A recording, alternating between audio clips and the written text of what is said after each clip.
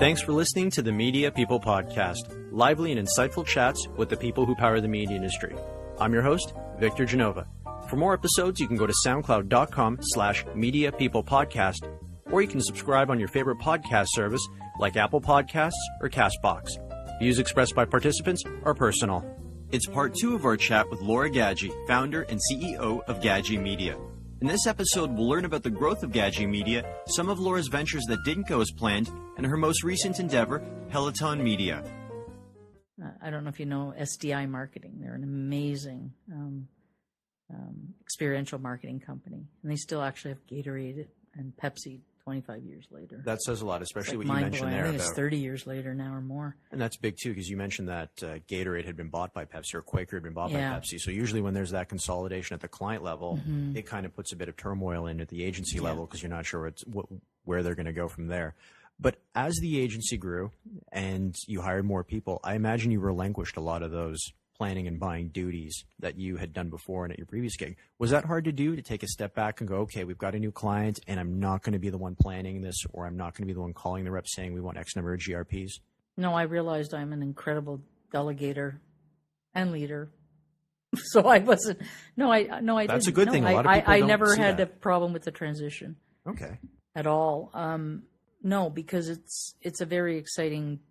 It's exciting to be the visionary and try to figure out where things are going. And that's sort of how, I've tried a lot of things in my life here. Not, it's not been only Gaggi. To be an entrepreneur, you have to have a lot of ideas and you have to try a lot of things, and you can have a lot of failures. And I've had it. You want to hear about them? By all means, please, yeah. I don't even know if I should tell you about them. But one of them, I did try to start, I think, I don't know how many years ago now. I'm going to lose track of time, but I I was bored for a while because Kelly was, Kelly Dutton, who's our president now, she was sort of taking over the reins on the day-to-day business. And I've been doing it for a long time. I've been in the business a long time, over 30 years. So I was getting a bit bored. So I decided I wanted to expand what I was doing. And I I wanted to get into the creative side a little bit because the world again was changing. A lot of there were a lot of independent creative guys doing their thing and trying to control media agencies like Gaggi Media, and I wouldn't let them. So I changed my business model and I really built it on a client direct basis, because at the time there wasn't a good chemistry, because as the business was changing, creative was losing control of things. But so what I did was I tried to start a boomer agency. A boomer agency? Boomer, like for baby boomers. Oh, okay. So, I hired a president and we pitched, hundreds of pitches. We got into so many doors. And we picked up some interesting clients, even Hilton hotels. But no one wanted to put like the 7 figures against the baby boomer business, even though we're there over 10 million of us in Canada. Clients were really afraid to go after boomers that had all the money, but they wanted to keep, they wanted to keep hold of, their younger target groups. So they were afraid it would age their brand? That's right. They were afraid. I remember when we went to the keg once, and the keg said, yes, I love it. My target is boomers. There's no question about it. But I'd have to change my menus. I'd have to change the print on my menus, and I'd have to turn the lights up in the restaurant. And we're like, it meant more than just targeting boomers. So I gave that up. We had some successes, but it wasn't. I found that at the same time what was happening is digital was taking shape. It was sort of after the first boom and bust, and it was coming back. So like the early 2000s after that dot-com bubble. It was mid 2000s. It was all coming back, and so the digital age was starting, and people weren't too interested in boomers. So I was ahead of my time, or we'd missed the window. I'm not sure which one it was, but so that was a failure. And then I worked with a group that I thought was brilliant out of Europe that again, it came out of the fact that media budgets were dropping, right? I mean, gone were the days where you'd have multi-million-dollar TV budgets for clients, especially with the client size, the size of clients we had here at Gaggi. We weren't doing any tier one clients necessarily. So we were seeing maybe $500,000 budgets for TV sometimes, and you could buy amazing specialty channels, right? For that, you could buy an amazing campaign for that. But then we had creative partners who wanted to spend $300,000 on a TV spot, so we just couldn't rationalize $300,000 on a TV spot for a $500,000 TV media budget. What were they do? Like 500,000 just on the 30-second creative, just to build it? 300. Sorry, 300,000. Yeah, to create a TV spot. Who did they hire to be in this TV spot? I don't want to name names. I got a lot of buddies out there. Okay. But these were our creative partners. This is what was going on: $250,000 to $300,000 to produce a TV spot. And then it was, when you had a $500,000 budget. So I basically found a group in Europe, and with a guy actually here in Toronto. It was called TV Low Cost, and they were incredibly successful in France with low cost but high quality TV production. And we weren't just quite there yet in Canada. And we got in to see so many clients, but they just weren't getting their heads around it. Mm. So, today, when you think about how many people produce TV commercials and the price of producing, some spots can be pretty low. It basically evolved into that. Well, if you go to I'm not talking about the big Super Bowl. Let's not talk about We'll put that off to the side. That's a phenomenon. That's a whole other world that we don't need to talk about, right? But, the majority of clients aren't spending that kind of money now on TV production. In Canada specifically. But that was a bit of a bust too. I didn't put a lot of money into that proposition, but it was a failure. But you do have one new company that's I do. Please tell us about Peloton Media. Peloton. Media. Sorry, yeah. I'm always going to make that Peloton mistake. is an independent trading desk, and it operates as a programmatic media buying, digital buying company. For it services Gaggi clients, but it goes out and more than 50% are other smaller agencies or direct clients, and it's incredibly successful because it's what's going on right now in terms of growth of digital media. When did you realize that you had to get into that space? We realized it probably 2.5 years ago. I mean, programmatic's been around for a long time, but in Canada, we were, Canadians were a lot more, we were a lot more, I guess, conservative on new ideas. It does take us for a while to adopt stuff. And so I kept asking my people, when should we look at programmatic? When should we look at it? And it finally came to a point where it's like, you know what? It's probably safer now than it ever was. I mean, and the issues with programmatic. Yeah, we don't need to go into it. I don't want to go into them with you. But, we're working very hard to make sure that we are watching everything that's going on. We're doing incredibly well. We're servicing clients, and we're doing incredible work there. And the name, Peloton Media. Peloton is you know what it is now. I know. You told me before we started. Well, it got its name from... You're the one that's got to tell us. I was in Italy, and we got thrown off the road by a Peloton, which in the Giro Italia, which was the... it's a road race. It's the cyclists who basically ride in a group or a pack, and they try to, there's no one's leading the... it isn't about the leader. It's about really being more efficient with your energy, and that you could be 40% more efficient with just the airflow and the drag. So we've named it after a Peloton, which is, with programmatic, you could be pretty efficient, and and you ebb and you flow, and you win and you lose. All that because you got pushed off the road in Italy because we got thrown off the road by a Peloton. Yeah. If you could go back in time and talk to Laura Gaggi starting out with Gaggi Media, what advice would you give her? Is there anything you would do differently again? hate to have any regrets. There would be a lot of things that I would do differently, of course. But I made some pretty serious personal choices. Okay. And I'm not sure how much I want to get into them, but I made it as a woman. I had to make a choice about commitments on a personal level versus my business, where maybe men don't have to do that as much.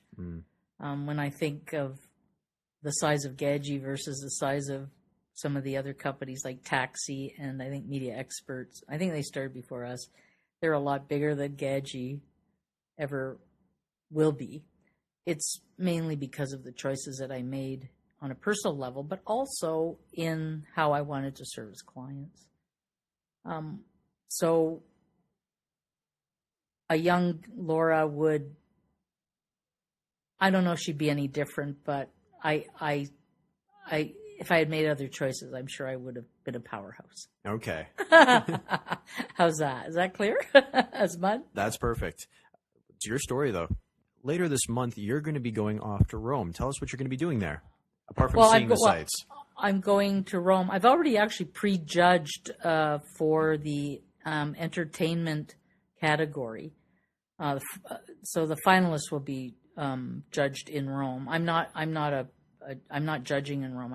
I'm going to the conference. It's the Festival of Media. So okay. I've for many years went to Cannes, to the Cannes advertising agency. The conference Cannes at Cannes. Yeah, Cannes. Yep. And I guess sadly, there's not a lot about media. So I think this conference started because this is a really 100% focus on media. So I'm kind of excited to see what's going to go on there, but it's going to be, about what is going on in all facets of the media business and seeing all the great creativity coming out of there. So I could tell you a little bit about what I saw when I was judging. Oh, by all means, go for it. Which was very exciting.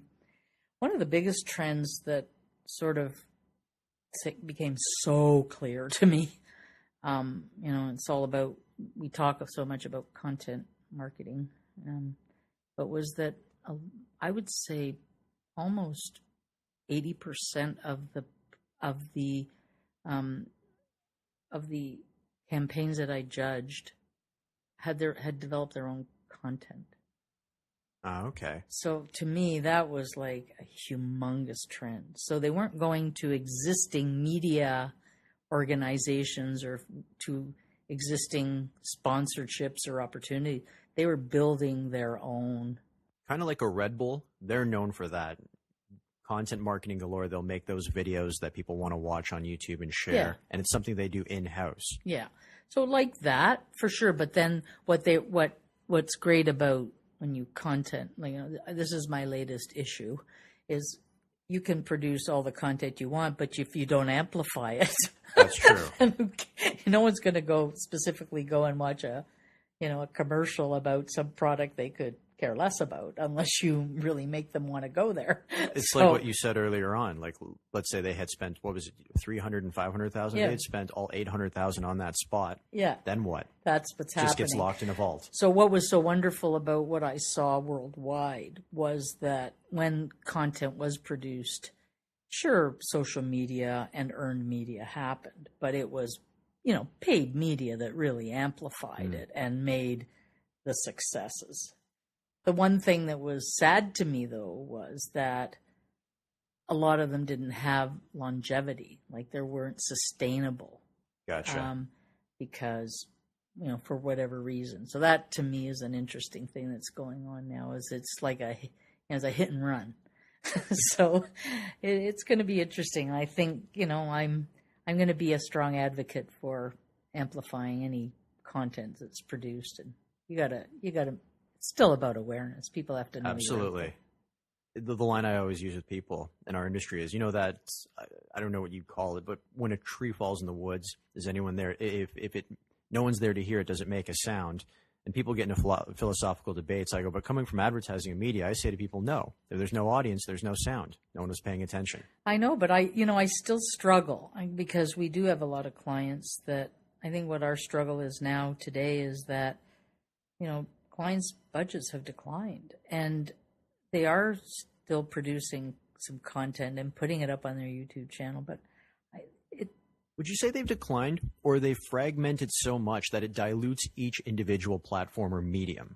No, I'm telling you from from my perspective, they have dumped some big bucks. Like they don't exist anymore. I don't think it's been put somewhere else. I'm talking, I don't want to sit here and talk about my clients. No, you don't have to do that. I can't do that, but I can tell you honestly, it hasn't been put somewhere else. I mean, we're talking. Remember, media is some of the biggest chunks of the marketing spend. Yes. So, I'm not sure that this money, these multi-millions of dollars, have gone somewhere else. I think they're just gone. So, to me, I'm still shocked at how some clients for so many years can get away with this with their businesses. So, I'm hoping a turnaround, of some kind has to come soon. But it's interesting. That's where we have to be visionary, and I'm not sure I got the clear vision quite yet, but I'm getting a handle on it. Gaggi Media is 24 years old, so you're doing something right. That's for sure. Well, looking back at your career, is there a particular campaign or execution that you're really proud of? Something that you kind of consider to be like a hero campaign or something that you put together? Well, I have two. One of the Gatorade business we had for many, many years, like 11 years. And it was really about taking the experiential marketing part of it and really exploring it from a media perspective with radio stations. And we really built an incredible grassroots campaign that had with incredible media extension for years and years and years. And it's such a long and varied one.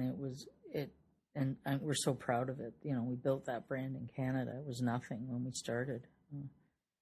The other one,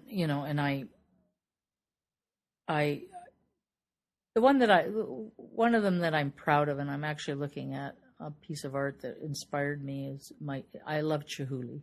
Actually, he's coming to the ROM in June. But first time I ever saw a Chihuly installation, we had the mini business, the BMW's mini business, and I thought we need to do, we always were being thrown at, you have to do something innovative. It's like they never left us alone about trying to do innovations. And so I came up with this, with a media company, but to do an installation for Mini, and we did the Mini in the cage. And at the time, it was a tough thing to do.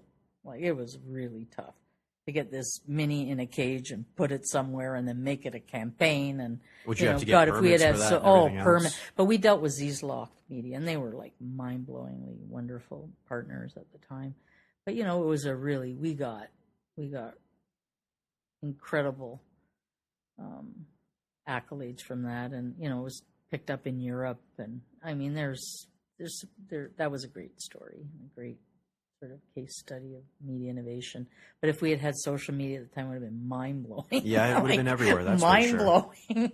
So, and the Gatorade business was such a phenomenal business that to build a brand, to be able to take a brand and build it like that over a 10-year, whatever year period, and just make it so grassroots that it was so ingrained. They were the original sport drink before anyone else. Exactly. Laura, this has been fantastic. Thank you so much for this. We're going to close with the last question I ask everyone. If you weren't in media, what do you think you'd be doing and why? If I wasn't in media, I would be an art collector. No, I would actually, I don't know. I'd probably do something with art. I'd probably own an art gallery or something. Curator. Curator, something like that. Yeah. Okay. Sure. Laura, thanks so much. Or a chef, I don't know. Lots of things. That's true. Anyways, Laura, thanks so much. This has been a fantastic chat. Thank you. I appreciate it very much. That's it for today's show. For more episodes, you can go to soundcloud.com/mediapeoplepodcast. or subscribe on your favorite podcast service like Apple Podcasts or CastBox. And don't forget to follow me on Instagram at Vic Genova.